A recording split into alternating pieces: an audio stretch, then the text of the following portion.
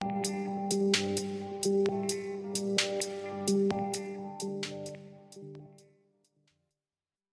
Students, welcome you all in our periwinkle 555 YouTube channel. तो आज हम बात करने वाले हैं क्लास 10th की साइंस पेपर 2 के लेसन नंबर 7 के बारे में, that is introduction to microbiology. तो इसकी पिछली वीडियो में हमने देखा एंटीबायोटिक्स के बारे में जानकारी ली, माइक्रोब्स एंड फ्यूल्स के बारे में डिस्कस किया एंड जो कंसेप्ट है बायोफ्यूल के बारे में हमने जानकारी ली। बायोफ्यूल क्या है, कौन से स्टेट में किस तरह के बायोफ्यूल एग्जिस्ट करते हैं, उसके बारे में हमने जानकारी ली। तो चलिए हम इस वीडियो में अपने नेक्स्ट टॉपिक की ओर बढ़ते हैं, that is our next topic is microbial pollution control. तो माइक्रोब्स का पोल्यूशन कंट्रोल में क्या रोल है, किस तरह से माइक्रोब का इस्तेमाल करके हम पोल्यूशन को कंट्रोल कर सकते हैं, तो ये हमें इस टॉपिक में देखना है। चलिए देखते हैं। Solid waste, sewage and the various pollutants are ever increasing with increase in a pollution. Pollution जैसे जैसे इंक्रीज हो रहा है उस वैसे ही स्पीड से ये सॉलिड वेस्ट जो है, सीवेज है और अलग अलग तरह के जो पोल्यूटेंट्स है वो भी इंक्रीज हो रहे हैं। और वो इंक्रीज हो रहे हैं, ये पोल्यूटेंट इंक्रीज हो रहे हैं, इस वजह से क्या हो रहा है, पोल्यूशन भी क्या हो रहा है, डे बाय डे इंक्रीज हो रहा है।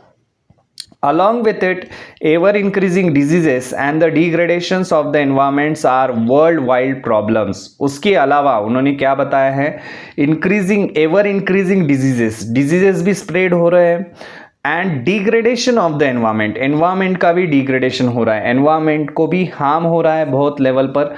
These are the world wide problem बन चुके हैं, ये सारे पूरी दुनिया में ये प्रॉब्लम है। All countries are facing this problem, specially the cities in the densely populated countries like India are affected with these problem. उन्होंने क्या कहा है, स्पेशली ये प्रॉब्लम कहा है ज़्यादा से ज़्यादा पोल्यूशन की तो सिटीज़ में है जहाँ पर डेंस पॉपुलेशन है। डेंस यानी कि क्या, बहुत ज़्यादा पॉपुलेशन है, तो ज़्यादा लोग रहते हैं, ज़्यादा पॉपुलेशन है, इस वजह से ज़्यादा पोल्यूशन भी रहेगा। इस वजह से इंडिया में जितने भी ऐसे सिटीज़ है जहाँ पर ज़्यादा डेंसली पॉपुलेटेड एरियाज़ है, तो वहाँ पर ये प्रॉब्लम ज़्यादा हमें देखने को मिलती है। Life of the future generation will be difficult if these problems are not solved at a right time and to the right extent.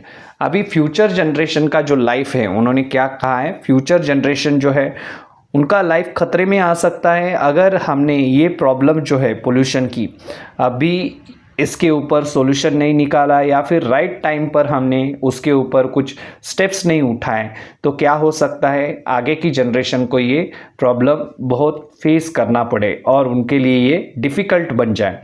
Late us see the role of microbes in the environment. अभी microbes का role क्या है environment में, ये हम देखते हैं।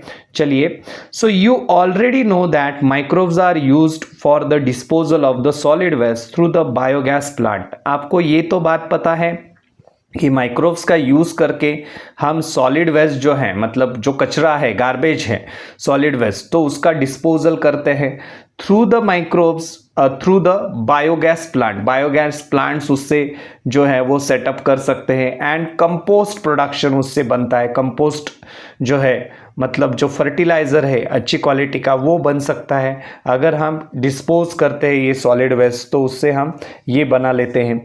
How urban waste that is accumulated in terms of the tons may be disposed of. अभी यहाँ पर उन्होंने क्वेश्चन पूछा है कि अर्बन वेस्ट का क्या करते होंगे, जो टन्स में, कुछ टन्स में हमने 9th स्टैंडर्ड में आपने पढ़ा है, कुछ अलग अलग आपको सिटीज़ के, पुणे में कितने टन्स होता है या फिर मुंबई में कितने टन गार्बेज कलेक्ट होता है डेली बेसिस पर, तो वहाँ पर दिए थे आंकड़े उन्होंने। तो अर्बन वेस्ट, अर्बन यानी कि क्या, सिटी एरियाज़ में जो वेस्ट प्रोड्यूस होता है डेली बेसिस पर, तो उसका डिस्पोजल किस तरह से करते होंगे, तो उनके बारे में, उसके बारे में हमें यहाँ पर जानकारी लेनी है। तो यहाँ पर एक इम्पॉर्टेंट जो कॉन्सेप्ट आती है निकल कर कि डिस्पोजल जो है सिटी एरिया में या फिर अर्बन एरिया में किस तरह से किया जाता है, उसके बारे में ये कॉन्सेप्ट है, that is land filling site. उसको क्या कहा जाता है, land filling site. Land filling site, इसके ऊपर आपको एग्ज़ाम में 3 मार्क्स के लिए क्वेश्चन आता है बहुत बार। और उसमें आपको बहुत बार डायग्राम भी ड्रॉ करनी रहती है और ये एक्सप्लेन भी करना रहता है लैंड फिलिंग साइट क्या है, क्या कंसेप्ट है, किस तरह से ये डायग्राम आपको अच्छी तरह से करके रखनी है। कभी कभी सिर्फ डायग्राम के लिए क्वेश्चन आ जाता है बोर्ड में 2 मार्क के लिए, draw a well labelled diagram of land filling site. तो बच्चों को बहुत बार ये समझ में नहीं आता ये डायग्राम किस चीज़ की है, क्योंकि उन्होंने पढ़ा नहीं रहता कि लैंड फिलिंग साइट ये इस चीज़ का ये डायग्राम है, मॉडर्न लैंडफिल साइट, तो उसकी डायग्राम निकालो। ऐसे करके आपको एग्जाम में क्वेश्चन आ सकता है। तो दोनों तरह से आपको प्रिपेयर रहना है एग्जाम में। अगर क्वेश्चन आ गया तो उसके साथ डायग्राम निकालनी ही है आपको। तो चलिए देखते हैं लैंड फिलिंग साइट्स के बारे में। So degradable waste being accumulated in the urban areas is used for this purpose. अभी लैंड फिलिंग साइट्स के लिए हम क्या कर सकते हैं, डिग्रेडेबल वेस्ट जो है, मतलब जो डिकम्पोज हो सकता है इजीली, वैसा वेस्ट एक्यूमुलेट जो होता है अर्बन एरियाज में, वो यूज़ किया जाता है लैंड फिलिंग साइट के लिए। Large pits are dug in open space far away from the residential area and those pits are lined with plastic sheets as a precaution against the pollution of the soil due to the leaching of toxic and the harmful material। अभी ये बात आपको वहाँ पर लिखनी है। Large पिट्स, ऐसे बड़े जो गड्ढे हैं, तो वो ओपन स्पेस में बनाए जाते हैं away from the residential area, मतलब जो रहने का एरिया जो है, तो रेसिडेंस सिटी के बाहर मोस्टली ये रहता है लैंड फिलिंग साइट, जहाँ पर डंपिंग यार्ड हम बोलते हैं, कचरा पूरा इकट्ठा होता है पूरा सिटी का। तो उससे वो क्या करते हैं, सिटी के बाहर ऐसे बड़े बड़े गड्ढे बनाए रहते हैं और उन गड्ढों में वो जो कचरा है जो डिग्रेडेबल है, ये आपको लिखना है, बहुत इंपॉर्टेंट चीज़ है। डिग्रेडेबल वेस्ट का ही हम ये कर सकते हैं। सो जो डिग्रेड हो सकता है वो क्या किया जाता है, वेस्ट जो है उसमें डाला जाता है। लेकिन वो वेस्ट डालने से पहले क्या किया जाता है, pits lined with a plastic sheet, वो गड्ढों में डालने से पहले उन गड्ढों में क्या किया जाता है, प्लास्टिक का जो शीट है एक, तो वो बिछाया जाता है उस गड्ढे में। तो उसकी वजह से क्या हो जाएगा कि precaution against the pollution of the soil, क्योंकि ये जो है, जो गार्बेज है या फिर डिग्रेडेबल वेस्ट है, वो क्या होने वाला है, अभी डिकम्पोज होने वाला है। तो उससे जो कुछ भी सॉइल में लीच होगा, लीच यानी कि क्या, परकोलेट, यानी कि जितना भी सॉइल के अंदर डायरेक्टली जाएंगे टॉक्सिक सब्सटेंसेस या फिर हार्मफुल मटेरियल, तो उससे क्या हो सकता है, सॉइल पोल्यूट हो सकती है। सो ये अवॉइड करने के लिए हम क्या करते हैं, प्लास्टिक का शीट वहाँ पर बिछा देते हैं। प्लास्टिक जैसे आपको पता है वो तो डिकम्पोज होगा नहीं, और ऊपर का जो है वो डिग्रेडेबल सारा वेस्ट है, तो वो डिकम्पोज हो सकता है इजीली। और प्लास्टिक के नीचे कुछ मटेरियल जो है वो परकोलेट होकर सॉइल में मिक्स ना हो या फिर टॉक्सिक सब्सटेंसेस सॉइल के साथ मिक्स ना हो। तो इस वजह से ये प्रिकॉशन ली जाती हैं ताकि सॉइल जो है, सॉइल पोल्यूट ना हो सके और इसका अच्छी तरह से जो है वो कंपोस्ट एक तैयार हो सके। अभी उसके बाद क्या किया जाता है, compressed waste is a dumped in the pit. उसको पहले क्या किया जाता है, कॉम्प्रेस्ड किया जाता है, दबाया जाता है अच्छी तरह से वो डिग्रेडेबल वेस्ट को, और फिर वो डंप किया जाता है पिट्स में, यानी कि इन गड्ढों में जो है, वो बड़े बड़े जो गड्ढे बनाए रहते हैं उनमें वो डंप किया जाता है। It is covered with a layer of soil, और उसके ऊपर एक सॉइल का लेयर डाला जाता है। सॉडस्ट, सॉडस्ट यानी कि क्या, लकड़ी जो रहती है, लकड़ी का भूसा जो रहता है, तो वो डाला जाता है, उसके ऊपर बिछाया जाता है। लीफी वेस्ट, लीफी वेस्ट यानी कि जो पत्ते रहते हैं उनका जो वेस्ट, पेड़ पौधे तो उनके पत्ते रहते हैं उनका waste, and the specific biochemicals, और कुछ बायोकेमिकल्स जो हैं वो डाले जाते हैं। तो ये सारी चीज़ें आपको लिखनी है। कंपोस्ट कॉम्प्रेस जो है वो वेस्ट जो है वो क्या किया जाता है, पहले डंप किया जाता है पिट में, फिर उसको कवर्ड किया जाता है सॉइल के लेयर से, सॉडस्ट के लेयर से, लीफी वेस्ट डाला जाता है और कुछ बायोकेमिकल्स डाले जाते हैं specific. Then bioreactors are mixed at a some places, कुछ प्लेसेस पर बायो रिएक्टर्स भी उनके साथ मिक्स किए जाते हैं।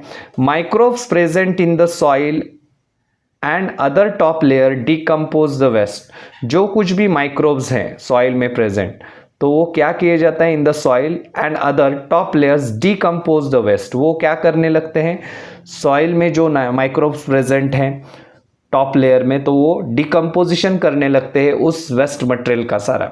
सो completely filled pit is a sealed with a soil slurry. ऐसे वो पूरा पिट जो है, वो गड्ढा जो है वो भर देते हैं और उसको उसके ऊपर से सॉइल की स्लरी डालते हैं। स्लरी यानी कि क्या, जो कीचड़ बन जाता है, मतलब सॉइल के अंदर पानी मिक्स किया जाता है और वो पूरा ऐसा स्लरी पेस्ट की तरह बनाया जाता है, कीचड़ बनाया जाता है और वो उसके ऊपर डाल दिया जाता है। Best quality compost is formed after few days, और कुछ ही दिनों में बेस्ट क्वालिटी का, अच्छी क्वालिटी का कंपोस्ट उससे तैयार हो जाता है कचरे की हेल्प से। And such land filling sites can be reused after removal of compost, और ऐसी लैंड फिलिंग साइट हमें उनका इस्तेमाल फिर से हम कर सकते हैं, रीयूज़ कर सकते हैं उनको, अगेन अगेन वो गड्ढा जो है वो यूज़ कर सकते हैं आफ्टर रिमूवल ऑफ कंपोस्ट, वो कंपोस्ट निकालने के बाद। तो इस तरह से लैंड फिलिंग साइट्स की मदद से वहाँ पर हम कंपोस्ट का प्रोडक्शन कर सकते हैं और ये सारी चीज़ें जो है वो कर सकते हैं। और ये पॉसिबल क्यों होता है, ये अगेन एंड अगेन हम वो जो एरिया है या फिर वो पिट क्यों यूज़ कर सकते हैं, क्योंकि हमने वहाँ पर प्लास्टिक जो है, प्लास्टिक का शीट गड्ढों में डाला था पहले, और उसके ऊपर हमने ये सब जो है डिग्रेडेबल वेस्ट डाला है और फिर वहाँ पर सॉइल के लेयर्स वगैरह दिए हैं, उनका डिकम्पोजिशन, उस जो डिग्रेडेबल वेस्ट जो है, कचरा जो है, उसका डिकम्पोजिशन उस वजह से अच्छी तरह से हो जाता है और जो कुछ भी टॉक्सिक मटेरियल है, हार्मफुल केमिकल्स वगैरह उससे लीच हो जाएंगे, परकुलेट हो जाएंगे, वो सॉइल में डायरेक्टली परकुलेट नहीं होते। इस वजह से सॉइल का पोल्यूशन भी नहीं होता और वो जो पिट है वो हम हर बार यूज़ कर सकते हैं हमेशा। किस लिए, तो कंपोस्ट जो है, अच्छी क्वालिटी का कंपोस्ट बनाने के लिए। तो इस तरह से आपको एग्ज़ाम में इसके बारे में, लैंड फिलिंग साइट्स के बारे में लिखना है। 3 मार्क्स के लिए हमेशा ये बोर्ड में क्वेश्चन आता है, लैंड फिलिंग साइट्स के ऊपर आप नोट लिखिए या फिर explain the concept of the land filling site, ऐसे करके भी क्वेश्चन आता है। तब आपको ये डायग्राम जो है, ये डायग्राम भी बहुत इंपॉर्टेंट है। डायग्राम में आप देख सकते हैं कौन कौन से किस तरह से लेबलिंग दिए हैं। यहाँ पर जैसे गार्बेज आपको दिखाई दे रहा है, मीथेन गैस का production, soil cover, processing on the sewage, plastic sheet यहाँ पर बिछाया है, ये प्लास्टिक शीट। तो और कलेक्शन ऑफ द सीवेज का कलेक्शन यहाँ पर किया जाता है। हाँ, well to the monitor the ground water level को अच्छी तरह से मॉनिटर किया जाता है। तो ये सारी चीज़ें जो है वो लैंड फिलिंग साइट्स में होती है। इस तरह से ये लैंड फिलिंग साइट का कुछ स्ट्रक्चर रहता है और उसमें ये जो सीवेज है या फिर जो वेस्ट मटेरियल है, डिग्रेडेबल वेस्ट है, उसको ये प्रोसेस करके हम अच्छी क्वालिटी का कंपोस्ट उससे बना सकते हैं। तो चलिए नेक्स्ट जो पॉइंट है उसके बारे में डिस्कस करते हैं, that is again sewage management. अभी सीवेज मैनेजमेंट जो है वो क्या है, फर्स्ट ऑफ ऑल आपको समझना पड़ेगा सीवेज क्या होता है। जो हाउस होल्ड, जो डेली, जो डोमेस्टिक जो वेस्ट मटेरियल जो रहता है उसको हम क्या कहते हैं, सीवेज कहते हैं। डोमेस्टिक इफ्लुएंट हम उसे बोल सकते हैं। घरों में से या फिर किसी होटल से वगैरह जो कुछ भी डोमेस्टिक मटेरियल जो है, वेस्ट मटेरियल बाहर निकलता है, उसको क्या कहते हैं, सीवेज कहते हैं। तो उसका मैनेजमेंट किस तरह से किया जाता है, चलिए देखते हैं। So in village, domestic waste is disposed of either in a nearby soil or in a biogas plant.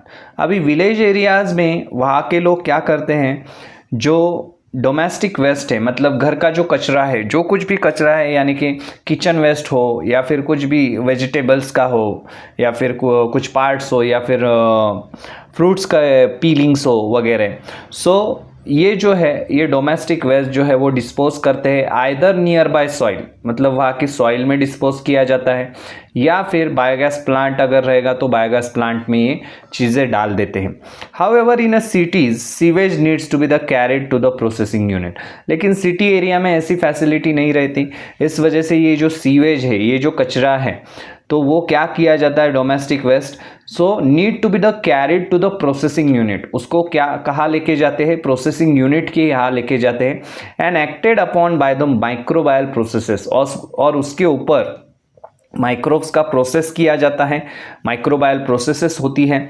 Microbes which can decompose any compound as well as destroy the pathogen of cholera, typhoid etcetera are mixed with a sewage. उन्होंने क्या कहा है, microbes जो हैं जो which can decompose any compound, जो किसी भी कंपाउंड को डिकम्पोज कर सकते हैं, as well as destroy the pathogen, और पैथोजन को डिस्ट्रॉय कर सकते हैं, जैसे कि कॉलरा हो गया या फिर टाइफॉइड हो गया।